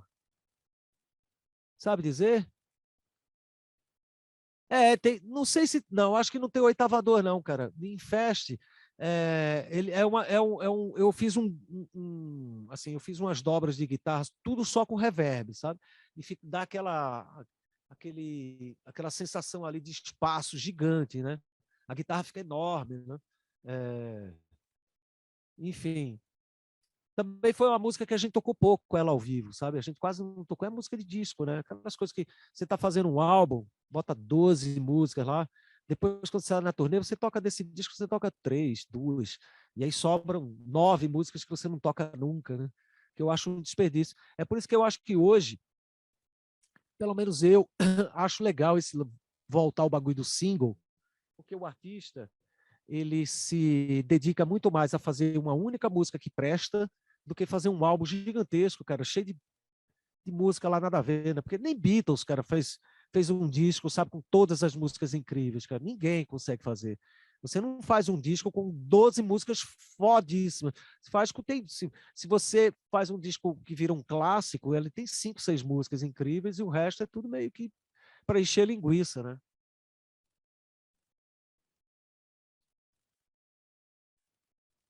Existe não sei se hoje em dia eu acredito mais não, mas existia o lance do contrato com a gravadora, né? A gravadora, quando você fechava contrato com eles falavam para você que você tem que gravar X músicas. O contrato nosso, vocês têm que fazer um disco com 14 músicas. Então, era um lance contratual, né? Você tinha que compor 14 músicas para botar no disco, né? Era no mínimo 12, no máximo 14, uma coisa assim. Então, era uma obrigação, né? Deixava de ser uma questão de tipo, estou fazendo meu disco, né?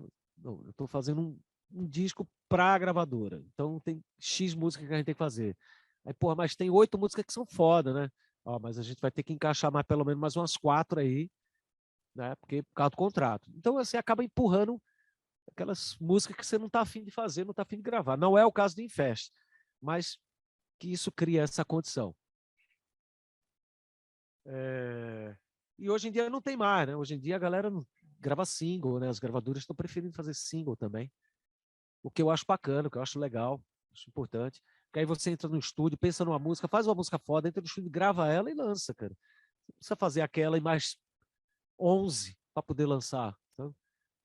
Até porque você demanda muito tempo fazer um disco assim, né? Um disco com 11 músicas, você precisa de tempo do caralho para escrever as letras todas, fazer os arranjos, ensaiar, gravar. Tudo isso é uma demora do cacete, não precisa. O que mais, galera? Vamos lá.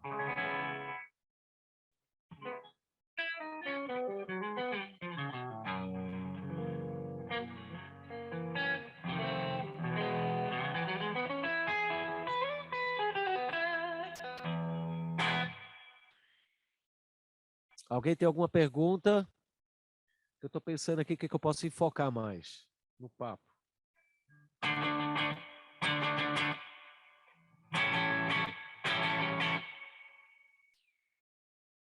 Que reverb legal, né, cara? Esse reverb é um reverb de uma marca, cara, que chama Catalin Brad. É uma marca americana também de boutique, né? Porque hoje em dia, cara, as boutiques, assim, são muito mais legais de comprar esses pedais do que os grandes fabricantes, né? Eu tenho a impressão que a Digitec, não sei se ela fechou, cara, ela não lança mais nada, né? Mas eu tenho a impressão que a Digitec ela foi esmagada pelas boutiques, porque todos os guitarristas que eu conheço e que eu admiro, todos partiram para a boutique, cara. Né? Quer comprar o pedalzinho que o luthier faz, que é só você que vai ter aquele som, não é mais aquela marca, né, que todo mundo compra, o som é igual, sabe? Tipo, você compra um pedal que fulano, Beltrano e Ciclano tem um também e soa tudo parecido. Os pedais da Marshall, da Dunlop, são todos fabricados em série, né? Fabricado por máquina. Então, as boutiques são os caras que soldam, são os próprios técnicos que soldam a placa, que fazem toda. Por isso que eu falei que o OCD nenhum é igual, cara, porque eles são montados de forma artesanal. Então, eu comprei 4 e os 4, cada um tem som diferente, cara, nenhum é igual. Então, se eu comprar o quinto também, vai ser a mesma coisa.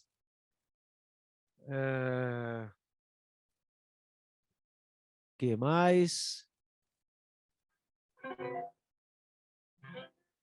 Algum tipo de solo ou algum riff que vocês têm alguma dúvida que gostariam de saber?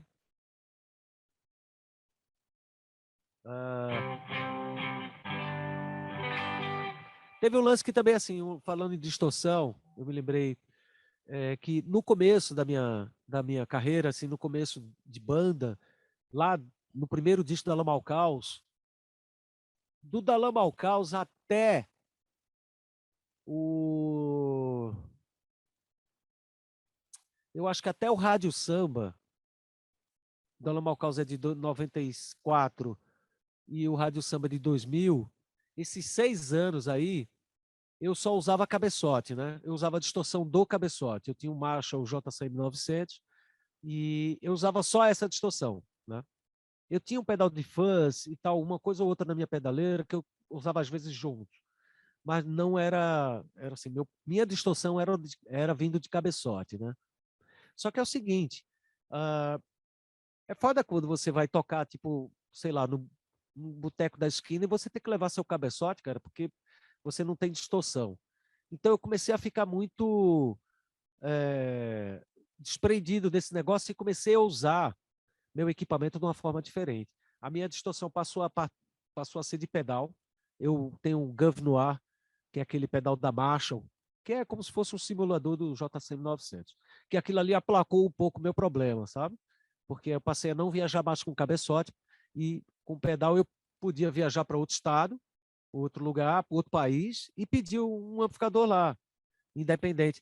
Pô, eu tô falando isso porque eu me ferrei, cara, na turnê de 96, porque eu usava um cabeçote e eu usava um hack de efeito da Sansamp, que era foda, era incrível, era tipo pedaleira MIDI, era super bacana, tinha um som incrível. E esse bagulho queimou no meio da turnê, porque lá na Europa, a maioria dos países lá são 220. E meu equipamento era americano, ele era 110. Em um dado momento, o Rode vacilou e queimou o meu sistema. O resto da turnê, cara, eu, tipo, apanhei. Só fiz apanhar, cara. Só fiz me ferrar, porque eu chegava nos lugares, tinham amplificadores que não tinham distorção. E aí, tipo, o show não tinha distorção. Então, em alguns momentos, eu chegava para os caras e dizia, pô, ó, velho, zoou, não tem distorção no show hoje, então vamos botar só o repertório mais de guitarra limpa, né? Então a gente separava ali os pontos overdrives, enfim, a maioria das cidades, as músicas que não precisava, né, de distorção. E aí eu passei maus bocados, cara, por causa disso. Então, depois dessa experiência ruim, eu passei a usar pedal, né? Comecei a conhecer, eu tive muitos pedais diferentes e tal, e nunca mais voltei para distorção de amplificador, cara. Nunca mais, né? Tanto que eu tenho esse Deville aqui já há muitos anos, que é um amplificador incrível. Eu tenho esse Mesa Bug, nenhum deles tem distorção. Esse tem, mas eu não uso. Eu tenho mais alguns outros amplificadores que estão lá no meu depósito, que eu não uso. Tem o Vox, que também a distorção não uso. Então, assim, enfim, eu parei de usar cabeçote de distorção para investir no pedal. Porque é independente do cabeçote, independente do amplificador que eu tiver lá, eu consigo tocar, cara. Eu consigo fazer o show com distorção, eu sei.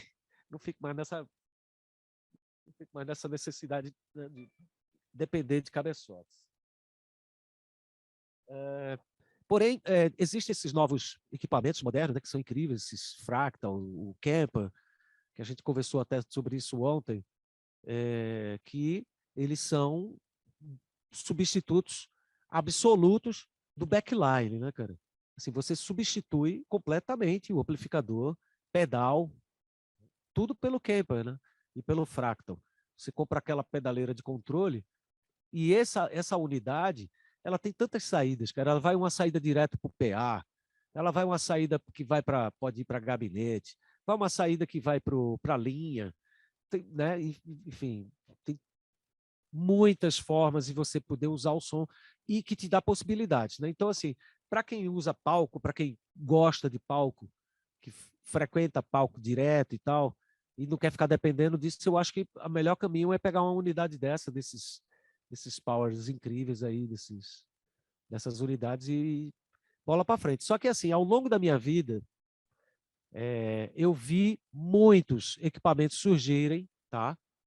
E desaparecerem, né? Ficar assim, surge um equipamento incrível, aí todo mundo compra aqui, né? Aí fica lá 5, 6 anos, tipo no auge do negócio, depois ela começa, aí aparece outro mais legal. Aí aquilo lá tudo vira lixo tecnológico, sabe? Então, assim, nos anos 80, tinha todas aquelas geladeiras, né? Aquelas coisas. Os caras, os guitarristas usavam 6 geladeiras de rack de efeito, velho. Era um lixo aquilo. O som muito processado. Imagina que cada vez que você passa de uma unidade para outra, o som vai perdendo, cara. Vai perdendo, vai perdendo. Você passa por 7 geladeiras, cara. Nada daquilo ali era true bypass. Nada. Então, o que eles faziam? Tipo, ó, esse equipamento aqui, ele come muito o sinal da guitarra. Mas aí, no final, a gente bota um bagulho para dar um ganho. Já não é mais o som do equipamento. Já não é mais o som da guitarra. É o som do negócio sendo amplificado, né? Então, o som era muito ruim, o processamento do som da guitarra era muito ruim. Foi evoluindo bastante, né? Chegamos a essa tecnologia nova do Fractal, agora do Kemper, que também deve ser que também é foda. Só que a minha pergunta é, quanto tempo isso vai durar? Será que vai surgir outro equipamento? Porque diz, não, mas o Kemper, tanto quanto o Fractal, eles têm essa parada de você ligar ele na internet e ficar sempre dando upload nos sistemas e tal. Não, eu acho isso incrível, mas a minha pergunta é, daqui a pouco vai surgir outra coisa mais foda. E aí o Kemper e os Fractal vão virar lixo tecnológico. E foi engraçado porque, tipo assim, na virada dos 80 para 90, quem deu essa virada, né, que tirou aqueles hacks, todas aquelas coisas, e passou a usar 2, 3 pedal no chão, cara, foi o Nirvana, né? Foi o Kurt Cobain, cara. O Nirvana, aquela cena do grunge, era isso, né, velho? Os caras com as guitarras de $200, com os pedal vagabundo da porra, né? Mas que o cara tirava um som e aquilo, cara, criou uma nova geração, né, velho, de artistas, né? Ah, eu dou total crédito, cara, porque assim, eu lembro muito no final ainda no final dos anos 80, essas guitarras Jaguar, Jazzmaster, essas guitarras antigas, né? As guitarras veinhas, Fender dos anos 60. Cara, essas coisas eram nada, não valiam nada. Era muito barato você comprar uma guitarra velha dessa, sabe? Você não gastava. Daí, quando veio o grunge, os caras tocando com aqueles instrumentos antigos, porque eles compravam porque era barato, né? Aquilo entrou agora essa loucura, gente, que os instrumentos antigos valerem uma fortuna, né? Tipo assim, instrumentos, sei lá, uma Fender toda original 68, o extrato original 68, está custando $50.000, velho, $60.000, sabe? Que a gente está falando aqui de R$ 300.000, cara, numa guitarra. Então, tá uma loucura isso, porque não é músico que paga por isso. Quem paga por isso são investidores, né? São colecionadores. E isso fez com que o mercado do instrumento antigo se tornasse uma coisa totalmente inalcançável agora, sabe? Eu conheço pouquíssimos músicos que compram instrumento carésimo desse jeito. A grande maioria não compra. A grande maioria não compra. Quem compra são investidores. Porque faz sentido, né? Se a guitarra ela é uma guitarra que custa $60.000 hoje, daqui a 10 anos ela vai custar tipo 120, cara. Esse é o raciocínio do colecionador.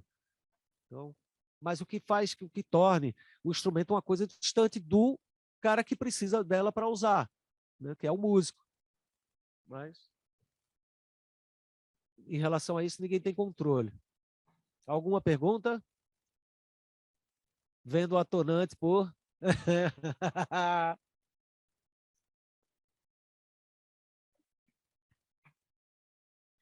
Eu nunca tive tonante, mas conheci muitas pessoas que tiveram. Assim, realmente era uma guitarra bem ruim, bem dura, mas era uma guitarra barata, né? Uma guitarra acessível, que tanto que tem uma piada bem engraçada, que eu vou aproveitar esse restinho de minuto aqui só para contar essa piada, que é tipo assim, um cara estava na academia malhando, fazendo supino deitado, né? Levantando fé, daqui a pouco o peso ficou pesado, o cara ficou preso ali. Aí o cara, ai meu Deus do céu, socorro, socorro, socorro. Aí chegou um cara do lado dele assim, com uma mão só, o cara pegou o peso, levantou, tirou e botou do lado. Aí o cara ficou impressionado, ele, nossa, velho, que força nesse braço, cara. Que é isso? O que você faz? Aí o cara, eu tenho uma guitarra tonante muito dura. Eu lembro que essa altura aqui, ó, da corda pro braço, dá para você passar um dedo embaixo, assim, uma coisa bem difícil de tocar, um instrumento bem rústico, sabe? Eu digo isso porque eu tinha um amigo meu que tinha uma tonante e de vez em quando eu pegava a guitarra dele, eu achava muito ruim de tocar, sabe? Eles tinham uma questão também do verniz, que eles passavam o verniz por cima do traste, cara. Eles não fazem a ordem certa do negócio. Sabe? Qual é a ordem certa? Primeiro você lixa o braço, cola a escala, põe os trastes. Depois que você põe os trastes, você cobre os trastes e aí você passa o selante. Depois você descobre o traste. Os caras passavam o selante por cima e ficava o verniz. Então, quando você fazia o bend, cara, assim, ó, você ia arrancando, velho, o verniz do negócio, sabe? Cada vez que você levantava, fazia crac, crac, crac, crac, crac, e ficava aquele pó de verniz. Cara, era tipo assim, sabe? Qualquer nota. Era o bem de invernizado, com certeza. Daí, cara, você via que era uma questão de tipo assim, de qualidade mesmo, sabe? Ou de não qualidade, né? E quando eu tive o meu primeiro momento, assim, quando eu saí do Brasil pela primeira vez, que eu entrei naquelas lojas de Nova York, lá, aquele mundo de guitarra lá, você podia tocar qualquer uma, você podia testar qualquer instrumento, porque aqui no Brasil não. O cara, você queria testar o instrumento, o cara já ia perguntar, você vai comprar? Você só pode usar a guitarra se você for comprar, cara, porque assim, eu quero testar a guitarra e saber se eu gosto dela. Se eu não gostar, eu não vou comprar. Então, eu tinha medo aqui, nas lojas aqui de São Paulo, eu tinha medo sabe, de pedir para usar a guitarra porque não podia. E aí, cara, depois que eu tive essa experiência no exterior, eu basicamente parei de comprar equipamento no Brasil. Eu aproveitava minhas viagens, comprava tudo que eu queria lá, trazia para cá, sabe? E assim por diante. Que é uma pena, porque o Brasil é um grande produtor de equipamento, né? A gente está vendo agora esse boom de luthiers de guitarra, né? A Klingen, né? A Music, como é que chama? Não sei o que lá, Music, cara, que é outra marca de guitarra incrível, cara. O Zaganin, o Tajima. O Tajima que agora virou o Seizi, né? O Seizi é o Tajima. Ele vendeu a Tajima, a marca, né? O nome, e começou outro nome, porque o nome dele é Seizi Tajima. Então tem a Seizi e tem a Tajima. E quem faz o controle de qualidade da Tajima é o Márcio Zaganin, ou seja, está tudo em família. E, enfim, então esses luthiers, cara, o Dunamis é um grande luthier daqui de São Paulo também. É... Enfim, cara, eu acho que o Brasil sempre foi um grande expoente assim, de músicos e de instrumentos, né? Lembrando do de Giorgio, o grande violão de Giorgio, né? Que foi um violão que é um violão que era preferido do João Gilberto, né? Mais perguntas, estamos no finalzinho já da nossa nosso segundo encontro. Alguém tem mais alguma pergunta bacana para fazer?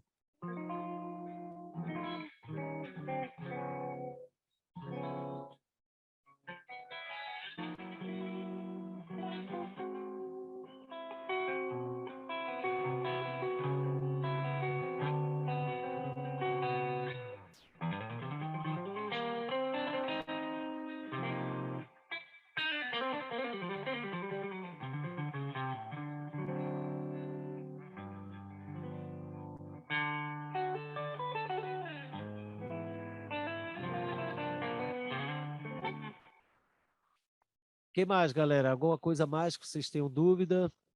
Porque eu acho que eu abrangi todo o nosso papo hoje.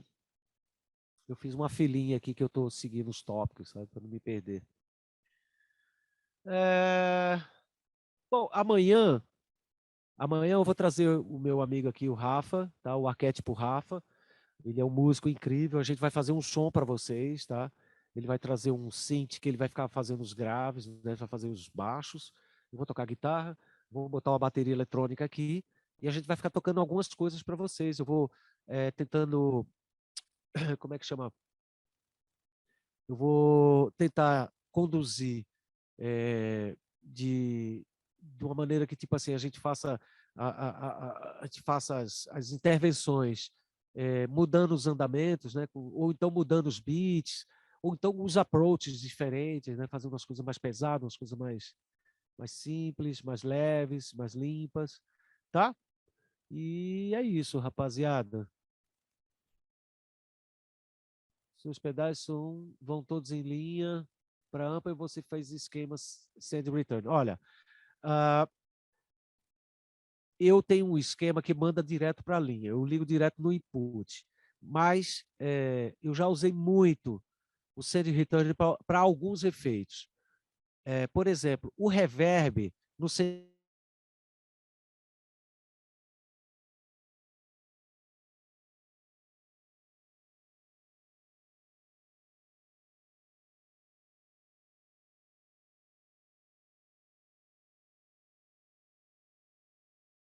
e uma outra para usar em linha direto. Daí eu passei a usar tudo em linha direto, cara, porque eu sacrifiquei alguns efeitos por causa disso, tá? Mas eu conheço alguns caras que fazem esse tipo de separação, sabe? Tipo, a própria pedaleira, você manda dois sinais diferentes, né? Só que tem que ir um e voltar. Então, tipo, da própria pedaleira, o cara montou um esquema que manda o send return e os que vão em linha, tudo junto ali. E funciona super, cara. funciona muito bem, assim, sabe? O Send Return é um grande recurso, principalmente para delay. Acho que distorção funciona bem também. Todos os moduladores funcionam bem no Send Return. Eu te falo que o reverb não funciona, porque o reverb é o seguinte: o Send Return, o nome já diz, o efeito vem, entra e volta. No que esse que volta, ele perde um pouco o controle. Tá? O reverb parece que fica maior, cara, fica muito gigante. Então você sai cortando, cortando, cortando, fica minúsculo e ainda está muito grande.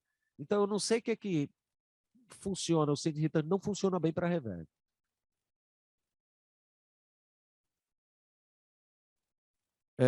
Quer que eu repita?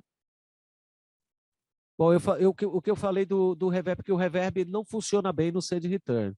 Já delay, moduladores, todos esses outros efeitos funcionam super. Então, eu não quis separar minha pedaleira em duas pedaleiras só por causa disso, sabe? Então, eu sacrifiquei algumas coisas e mandei direto. Agora, é um recurso incrível, cara, o Send Return. Tá? Então, vamos fechar por hoje, rapaziada. E então, amanhã a gente se encontra de novo, tá? Com a presença do Rafa aqui, que vai me ajudar para a gente fazer um som para vocês. Tudo certo? Foi um prazer, galera. Muito gostoso passar a tarde com vocês, conversando de música, de guitarra, sobre efeito. Eu gosto muito, tá bom? E mais alguma coisa? Então é isso. Um abraço e até amanhã, rapaziada. Beijo grande, hein?